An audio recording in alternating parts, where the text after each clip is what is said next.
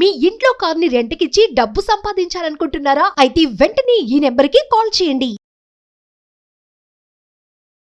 నమస్తే, welcome to Suman TV. ప్రస్తుతం మనతో పాటు ఉన్నారు బిజినెస్ అనలిస్ట్ నందూరి రవికుమార్ గారు.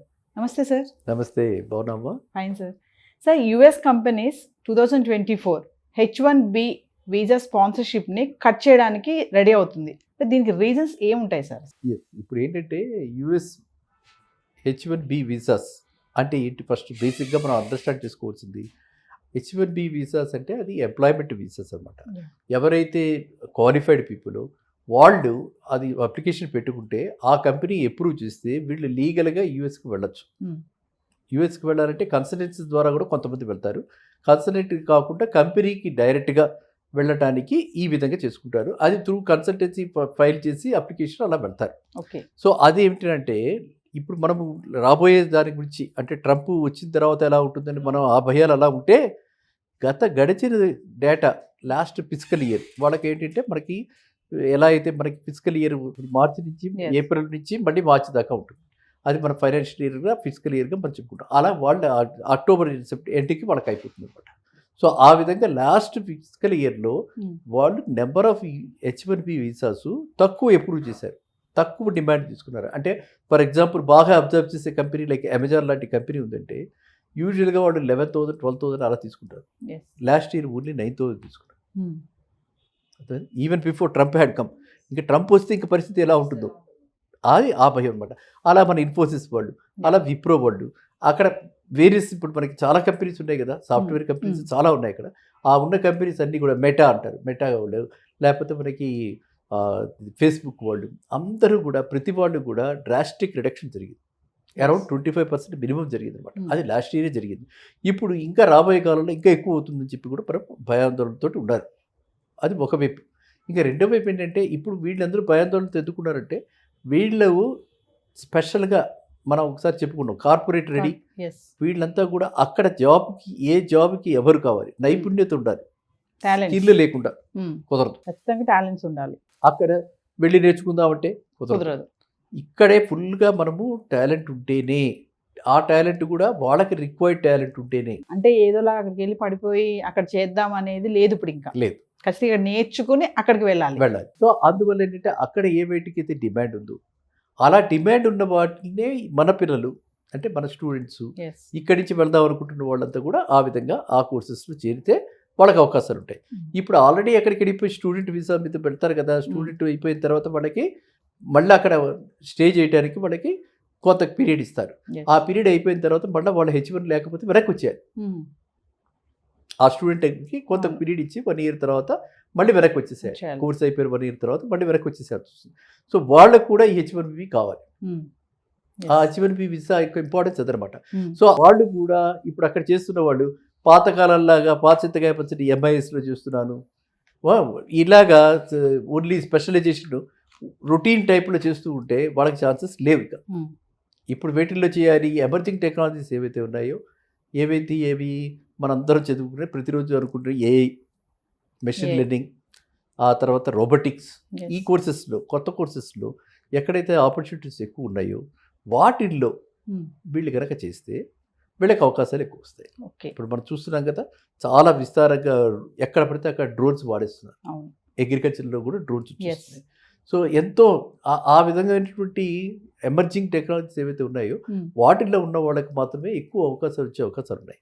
ఇప్పుడు పాత వాళ్ళు ఎవరైతే ఉన్నారో వాళ్ళ దగ్గర అప్గ్రేడ్ కాకపోతే ఆటోమేటిక్గా వాళ్ళు కూడా వెనక్కి రావాల్సి వస్తుంది, బ్యాక్ రావాల్సి వస్తుంది. ఎందుకంటే మరి ఇప్పుడు వాళ్ళకి అవసరం లేదు, నెంబర్ తగ్గించేస్తున్నారు. ఇది ఒక డైమెన్షన్.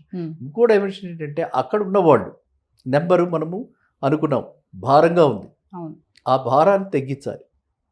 ఎప్పుడైతే పర్ క్యాపిటల్ జీడిపి పెంచాలి, అక్కడ ఉన్న వాళ్ళకి ఎంప్లాయ్మెంట్ లేకుండా మన వాళ్ళు ఎంప్లాయ్మెంట్ ఎక్కువగా వెళ్ళిపోతున్నారు. అండ్ మిగతా కంట్రీస్తో పోలిస్తే ఇండియన్స్ ఎక్కువ ఉన్నారు. ఇది కూడా ఉంది ఒక గొడవ, ఇండియన్స్ ఎక్కువ ఉన్నారు. కాబట్టి వాళ్ళు మన వాళ్ళకి తక్కువ తీసుకుంటే అక్కడ డొమెస్టిక్ క్యాండిడేట్ ఎవరైతే ఎలిజిబుల్ క్యాండిడేట్ ఉంటాడో, యూఎస్ నేషనల్ ఎవరైతే డొమెస్టిక్గా ఆల్రెడీ ఉన్నాడో వాడికి అవకాశాలు ఇవ్వడానికి ఉంటుంది. అలాగే మన వాళ్ళు అక్కడే స్థిరపడిపోయి ఉన్న వాళ్ళు ఉన్నారు కదా, వాళ్ళకి అవకాశాలు ఇవ్వడానికి ఉంటుంది. వాళ్ళకి ఎక్కడికి తేడా ఉండదు. యుఎస్ సిటిజన్, ఇండియన్ సిటిజన్ అన్నది ఉండదు. ఆల్ ఆర్ యుఎస్ సిటిజన్స్ ఒకసారి మన సిటిజన్షిప్ వచ్చేసాక. సో అలాంటి సిటిజన్స్కి ఎంప్లాయ్మెంట్ ఇవ్వాలి కాబట్టి ఇక్కడి నుంచి తీసుకెళ్లాలంటే మాత్రం Hmm. టాలెంట్ Talent ఉన్నవాడికి. అంటే సార్ ఇప్పుడు H1B వీసా ఉన్న మన ఇండియన్స్కి ఇప్పుడు R&D చేస్తారంట, అంటే ఫిల్టరైజ్ చేయడం జరుగుతుందంటారా? మీరు అన్నారు తిరిగి పంపించేస్తారు టాలెంట్స్ లేకపోతే అని అంటున్నారు కదా, ఖచ్చితంగా ఇక్కడ నేర్చుకొని స్కిల్డ్గా అక్కడికి వెళ్ళాలి అని అంటున్నారు. మరి వీసా ఉన్నా కూడా ఇలా స్కిల్డ్ టాలెంట్ లేకపోతే తిరిగి రావడమేనా? ఆటోమేటిక్గా వీసా ఉన్నా కూడా అంటే Hmm. ఏంటి ఏ టైప్ ఆఫ్ వీసా ఉన్నది అనేది ఇంపార్టెంట్. Hmm. మనకి ఎంప్లాయ్మెంట్ వీసా లేక అంటే లే ఆఫ్ అయిపోయి Yes. మనకి ఇంకో జాబ్ రాకపోతే అప్పుడు ఆటోమేటిక్గా that is called illegal stay అనమాట. Okay. ఇల్లీగల్గా వాళ్ళు కొంతకాలమే ఉండొచ్చు, స్పెసిఫిక్గా కొంత పీరియడ్ వరకే వాళ్ళు అలా ఉండొచ్చు. ఆ there after it is called illegal. Hmm. So అప్పుడు ఆటోమేటిక్గా వాళ్ళు ఐడెంటిఫై చేసి వాళ్ళకి వెనక్కి పంపించేస్తారు. Yes. ఇప్పుడు మన పిల్లలు ఏంటంటే అక్కడికి వెళ్ళిన తర్వాత మన వాళ్ళు అక్కడ ఉండిపోయి వెనక్కి వస్తే మళ్ళీ ఫిల్టర్ అయ్యి Hmm. పట్టుబడతామని చెప్పి అక్కడే ఉండిపోతున్నారు, అవును. వెనక్కి రావట్లే. అంటే మళ్ళీ పేరెంట్స్ చూడడానికి కానీ ఏదో ఒక సందర్భంలో వచ్చి రావాల్సి వస్తుంది కదా, అలా రావట్లే. Hmm. H1B లేని వాళ్ళంతా కూడా అలా ఉండిపోయి అక్కడే ఏదో ఒక విధంగా జాబ్ తెచ్చుకుందామని ట్రై చేస్తూ చిన్న చిన్న జాబ్స్ చేసుకుంటూ మనం గతంలో కూడా చెప్పుకోవడం జరిగింది, ఎక్కడ చూసినా చిన్న చిన్న జాబ్స్ చేసుకుంటున్నారు, వీళ్ళు నిరాశ నిస్పృహలకు గురవుతున్నారు. Yes. సో అలాగా ఉండిపోతున్నారు. కాబట్టి ఇప్పుడు వీళ్ళని ఐడెంటిఫై చేసి లేటెస్ట్గా కూడా మొన్న కొంతమందిని వెనక్కి పంపించారు. అవును. వెనక్కి ఆల్రెడీ ఐడెంటిఫై చేసి కొంతమంది వెనక్కి పంపించడం అయింది. అది that happened only in thousands, వేలలో జరిగింది. Yes. కానీ సుమారుగా మన వాళ్ళే Hmm. అంటే నేను చెప్పేది ఊళ్ళో ఉభయ తెలుగు రాష్ట్రాల నుంచే 1 lakh పీపుల్ ఉన్నారు Hmm. ఇలా ఇల్లీగల్. Yes. ఇంకా మొత్తానికి ఇల్లీగల్గా ఎస్టిమేటెడ్ 7.5 lakhs దాకా ఇల్లీగల్ పీపుల్ ఇమిగ్రెంట్స్ ఉన్నారు Yes. అక్కడ, ఇండియన్స్ అని చెప్పి అక్కడ ఎస్టిమేషన్ అనమాట. సో అందులో మన వాళ్ళే 1 lakh అంటే తిరుగు వాళ్ళు ఈజీగా ఉంటారు. 1 lakh మన 15-20% ఎప్పుడు మనం Yes. ఉంటాం. అంటే ట్రంప్ చూసుకుంటే సార్ అక్టోబర్లో ఆల్రెడీ ఒక చార్టర్డ్ విమానంలో మనల్ని వెనక్కి పంపడం జరిగింది. మరి ఇప్పుడు రేపు జనవరిలో బాధ్యతలు చేపడితే అప్పుడు ఎలా ఉంటుందంటారు? అదే $1 billion క్వశ్చన్. మరి లాస్ట్ టైం కూడా అనుకున్నాం. Hmm. ఆయన అంతా కూడా డోజ్ గుర్తుంది, department of Dose. Government Yeah. Efficiency. Efficiency. So ఆయన అది స్టార్ట్ అయిన తర్వాత ఏ రకమైనటువంటి రిపర్కషన్స్ రాబోతున్నాయి, అది ఎలా ఉంటుంది, ఇండియన్ స్టూడెంట్ అంటే ఎంప్లాయీస్ అక్కడ ఉన్న ఎంప్లాయీస్ సెటిల్ అయిన వాళ్ళకి సెటిలర్స్కి ఏ విధమైన ట్రీట్మెంట్ ఉంటుంది, అదంతా కూడా మనం వెయిట్ అండ్ వాచ్ మోడ్లో చూడాలి. Yes. కానీ పరిస్థితులు ఇది వరకులాగా ఉండేలా లేవు. Yes. కానీ నాకు షాక్ అనిపించింది ఏంటంటే Hmm. ఈయన రాకముందరే గతంలోనే మనకి లాస్ట్ ఇయరే ఈ విధంగా 25% పడిపోయింది అంటే Hmm. డెఫినెట్గా అక్కడ లోడింగ్ చాలా ఎక్కువగా ఉన్నట్టు కనిపిస్తుంది. రిసెషన్ కండిషన్స్ వచ్చేలా కనిపిస్తున్నాయి. కాబట్టి Hmm. అలా రాకుండా ఉండాలి అని అంటే ఖచ్చితంగా వాళ్ళు ఏం చేయాలి, డిమాండ్ సైడ్ తగ్గించాలి. ఇంతమంది జాబ్స్కి ఇన్ని జాబ్స్ లేనప్పుడు సప్లై జాబ్స్ క్రియేట్ చేయలేము. Job Yes. Creation not possible. కాబట్టి ఉన్న వాళ్ళని ఎట్లా ఒకట్లా నెంబర్ తగ్గిస్తే, యాస్పిరెంట్స్ తగ్గించేస్తే అన్ఎంప్లాయ్మెంట్ వాళ్ళు కంటైన్ చేసిన వాళ్ళు అవుతారు. అక్కడ ఉన్న వాళ్ళకి ఆపర్చునిటీస్ వస్తాయి. ఇక్కడి నుంచి వెళ్ళి అక్కడ ఇల్లీగల్గా ఉన్న వాళ్ళకి కూడా కొన్ని ఆపర్చునిటీస్ రావడానికి అవకాశం ఉంటుంది. Yes. కాబట్టి అది ఖచ్చితంగా మనమైతే ఫస్ట్ 3-4 monthsలో మాత్రం డ్రాస్టిక్ చేంజెస్ రాబోతున్నాయని అనుకోవచ్చు. సో మామూలుగా చూసుకుంటే అమెరికాకి అసలు ఎంతమంది వెళ్తూ ఉంటారు? వెళ్ళిన వాళ్ళకి H1 వీసా ఎంతమందికి అప్రూవ్ అవుతుంది అంటారు అసలు?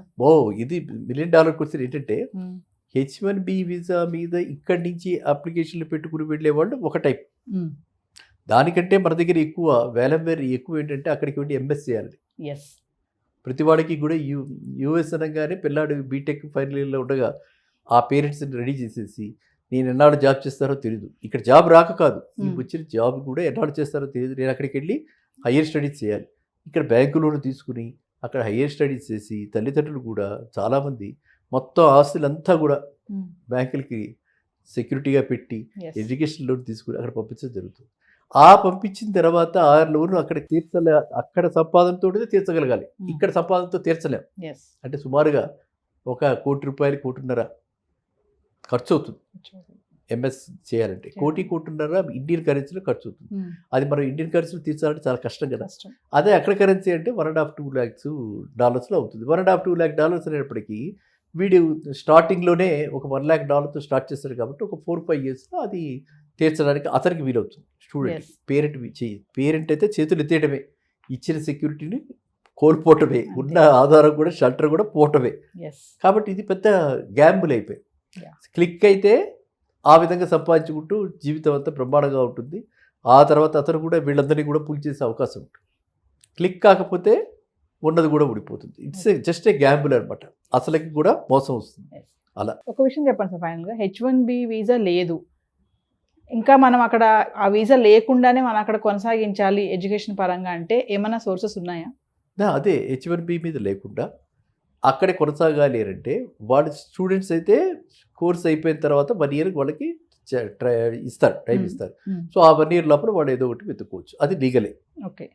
అలా కాకుండా ఇక్కడి నుంచి వెళ్ళిన తర్వాత కన్సల్టెంట్ దగ్గరికి త్రూ కన్సల్టెంట్ వెళ్తారు కదా, కొంతమంది కన్సల్టెంట్ దగ్గర వెళ్తారు. కన్సల్టెంట్ ఏం చేస్తారంటే వీళ్ళు తీసుకెళ్ళి వేరియస్ ఎవరెవరికి అవసరమో చూసి ఆ కంపెనీస్ అందరికీ ఇంటర్వ్యూలు అవి అరేంజ్ చేస్తారు. అలా ఇంటర్వ్యూలో క్లిక్ అయితే పర్వాలేదు, లేకపోతే అలా కూర్చోపెట్టి బెంచ్ మీద కూర్చోబెట్టడం అంటారు, అలా కూర్చోపెట్టి వాడు కొన్నాడు పోషిస్తాడు.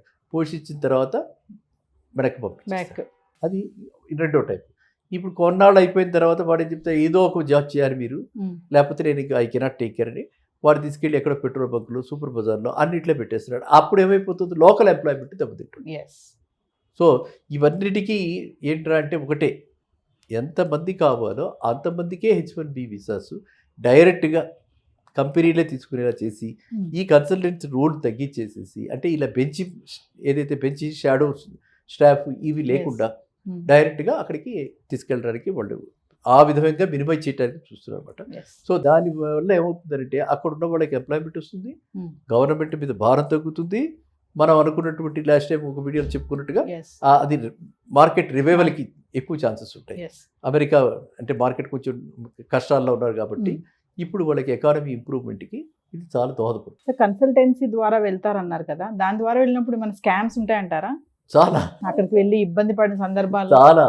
ఎందుకంటే వాడు కన్సల్టెంట్కి he will get 1 month salary వచ్చేస్తుంది. ఫస్ట్ ఎంప్లాయ్మెంట్ ఎక్కడ పే చేస్తే అక్కడ వాళ్ళు పే చేస్తారు, కంపెనీ వాళ్ళే పే చేస్తారు ఆ రూల్స్ ప్రకారం. సో అందువల్ల వాడికి ఇంట్రెస్ట్ ఏంటంటే ఇక్కడి నుంచి ఎంతమందిని వీరైతే అంతమందిని తీసుకెళ్ళిపోయి డమ్మీ కంపెనీస్ తీసుకెళ్ళిపోయి అక్కడికి వెళ్ళాక ఆ కంపెనీ డమ్మీ కంపెనీస్ చాలా ఉంటాయి. ఆ డమ్మీ కంపెనీస్ ఇంత చిన్న గదిలో మన కంపెనీ అంటారు, అది అలాంటి కంపెనీలు ఉంటాయి. ఆ కంపెనీస్ వీళ్ళు తీసుకొచ్చుకుని ఆ తర్వాత అక్కడికి వెళ్ళిన తర్వాత అది ఒక 3 months 4 months జాగ్రత్తగా ట్రై చేస్తారు. ట్రై చేసిన తర్వాత కాలేదనంటే మొత్తం పోయినట్టే కదా. ఈ కన్సల్టెంట్ కూడా ఫ్రీగా మనకేం చేయడు కదా. సో కన్సల్టెంట్ కూడా తన ఛార్జెస్ అప్ఫ్రంట్ తీసుకుంటాడు కదా. సో ఈ విధంగా డిపెండింగ్ ఒక్కొక్కళ్ళు కొంతమంది లక్షల్లో పోయిన వాళ్ళు ఉన్నారు, మినిమం అయితే 1 lakh పోయి కదా, 30 lakhs 40 lakhs ఇచ్చి కూడా మోసపోయిన వాళ్ళు ఉన్నారు. సో ఇప్పుడు కన్సల్టెంట్స్కి మనం ఇప్పుడు ఈ మీడియం ద్వారా చెప్పాల్సింది ఏంటంటే, బాబు అలాంటి ఆశలు దురాశలు అవటానికి అవకాశాలు ఎక్కువ కనిపిస్తున్నాయి కాబట్టి మీరు అలాంటి ఛాన్సెస్ ఏం తీసుకోకుండా కన్సల్టెంట్ బ్యాక్గ్రౌండ్ కూడా బాగా తీసుకుని అక్కడ వాళ్ళు ఏ కంపెనీకి ఫైల్ చేస్తున్నారో అది కూడా మనకు అన్నీ ఇస్తారు కాగితాలు, ఏ కంపెనీకి ఫైల్ చేస్తున్నారో చూసి ఆ కంపెనీ యొక్క ప్రొఫైల్ కూడా మనం చూసుకుని అప్పుడే ఆ కన్సల్టెంట్ని మనం అప్రోచ్ అవ్వాలి, అప్పుడే ఆ కన్సల్టెంట్ని మనం నమ్మాలి, అప్పుడే మనం అక్కడికి వెళ్ళగలగాలి. ఆ విధంగా ఇప్పుడు టీచర్స్ కూడా తీసుకెళ్తున్నారు, వాళ్ళకు కూడా అదే పరిస్థితి. ఎవరైనా సరే జాగ్రత్తగా చూసి ఆచితూచి వ్యవహరించాల్సిన పరిస్థితి వచ్చింది. సో ఒక విషయం ఫైనల్గా చెప్పండి వ్యూవర్స్కి, అంటే అక్కడికి వెళ్ళిన వాళ్ళ సంగతి పక్కన పెడితే ఇప్పుడు వెళ్ళాలనుకునే వాళ్ళు, అంటే ట్రంప్ బాధ్యతలు చేపట్టక ముందు వెళ్ళిపోతే గనక అలా వెళ్ళాలనుకునే వాళ్ళకి ఏమైనా చెప్తారా, మీరు టిప్స్ చెప్తారా? అమ్మో, విత్ 1.5 months పంపించేద్దామనే. 1.5 months అంటే మళ్ళీ ప్రమాణ స్వీకారం చేశాక ఎలాంటి మార్పులు వస్తాయో తెలియదు కదా, అలాంటి వాళ్ళకి వెళ్ళాలి. అట్లాంటి వాళ్ళందరూ కూడా ఏంటంటే ఇప్పుడు వెంటనే వీలైనంత వరకు ఎవరికైతే ఆల్రెడీ వ్యాలిడ్గా, కొంతమంది ఏంటంటే వీసా వచ్చి ఊగుతూ ఉంటారు, వెళ్ళాలా వద్దా అలాంటి వాళ్ళు ఇప్పుడు జంప్ అయిపోయి వెళ్ళిపోతే, ఎందుకంటే ఈ H1B ఆల్రెడీ ఇచ్చిన వాళ్ళకు కూడా క్యాన్సిల్ చేసే అవకాశాలు కనిపిస్తున్నాయి. ఓకే, అన్లెస్ వాళ్ళు ఎక్స్ట్రాడినరీగా ఏదో దానిలో రీసెర్చ్ చేసి మనం అనుకున్న టాలెంటెడ్గా అవుట్స్టాండింగ్గా ఉంటే తప్పితే మిగతా వాళ్ళకి ఉన్న H1B ఇష్యూ చేసిన వాళ్ళు కూడా క్యాన్సిలేషన్ అవకాశాలు కనిపిస్తున్నాయి. ఇంకా నెక్స్ట్ ఏమిటంటే ఇప్పటికీ కూడా నేను జస్ట్ ఒక 10 days బ్యాక్ కూడా మాట్లాడడం జరిగింది, ఇప్పటికీ కూడా కంపెనీస్ లైక్ అమెజాన్లో వాళ్ళు పింక్ స్లిప్స్ అంటారంటే లే ఆఫ్ ఇప్పటికి కూడా చూస్తున్నారు.